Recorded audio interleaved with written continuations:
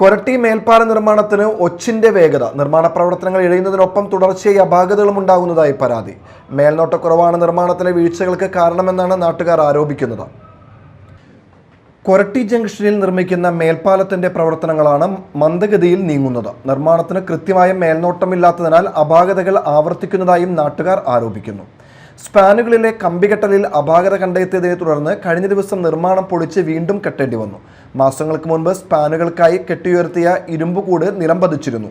പിന്നീട് കോൺക്രീറ്റിംഗ് നടക്കുന്നതിനിടെ ഭാഗം ഇടിഞ്ഞു വീണ സംഭവവും ഉണ്ടായി.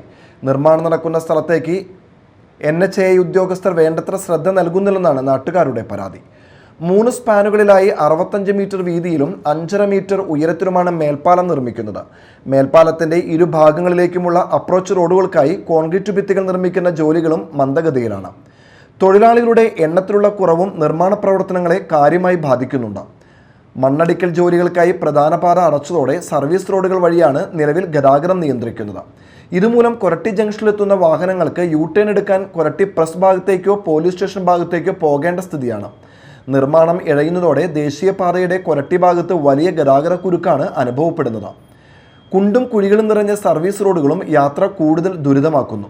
ഭാരവാഹനങ്ങൾ ഉൾപ്പെടെ സർവീസ് റോഡുകളിലൂടെ കടന്നുപോകുന്നതിനാൽ റോഡുകൾ താറുമാറായിരിക്കുകയാണ്. ഡ്രെയിനേജുകളുടെയും സ്ലാബുകളുടെയും നിർമ്മാണം ഇനിയും പൂർത്തിയാക്കിയിട്ടില്ല. നിർമ്മാണം നടക്കുന്ന ഭാഗത്ത് മതിയായ വെളിച്ച സൗകര്യമോ അപകട സൂചന ബോർഡുകളോ സ്ഥാപിച്ചിട്ടില്ലെന്ന പരാതിയും ഉയരുന്നുണ്ട്. ഒക്ടോബറിലെ കൊരട്ടിമുത്തിയുടെ തിരുനാളിന് മുൻപായി മേൽപ്പാല നിർമ്മാണം പൂർത്തിയാക്കണമെന്നാണ് നാട്ടുകാരുടെ ആവശ്യം. കഴിഞ്ഞ വർഷം തിരുനാൾ സമയത്ത് പ്രധാന പാത പൊളിക്കാതെയാണ് നിർമ്മാണ പ്രവർത്തനങ്ങൾ നടന്നിരുന്നത്. എന്നിട്ടും കൊരട്ടി ജംഗ്ഷനിൽ വലിയ ഗതാഗതക്കുരുക്ക് അനുഭവപ്പെട്ടിരുന്നു. ഇത്തവണ പ്രധാന പാത അടച്ചിട്ടിരിക്കുന്ന സാഹചര്യത്തിൽ ആയിരക്കണക്കിന് വിശ്വാസികൾ എത്തുന്ന തിരുനാൾ ദിവസങ്ങളിൽ രൂക്ഷമായ ഗതാഗത സ്തംഭനം ഉണ്ടാകുമെന്ന ആശങ്കയിലാണ് നാട്ടുകാർ. Media time, Chalakudy.